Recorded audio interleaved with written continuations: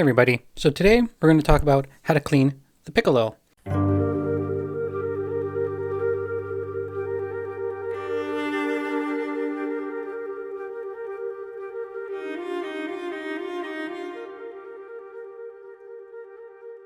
Hi everybody, so today we're going to talk about cleaning the Piccolo. And I know a lot of people have said in the comments that it's very hard to get into the Piccolo because sometimes the Piccolo gets too narrow at the end. So getting something like this little stick that's supposed to go inside and cleaning it with a certain cloth, it's almost impossible. But I found the solution. And the solution is cheesecloth. You can get that at the grocery store. You can find that anywhere in any grocery store. You want to get a little strip of it. Tie a little knot right here on the little thread. Grab your Piccolo.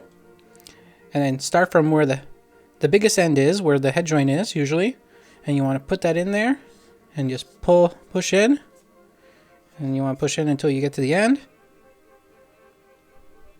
And then pull right out nice and slowly. Just like that. And then you can do a little bit on this side too if you didn't get all the way to the end. Just like that. And there you have it. You can just do it like that.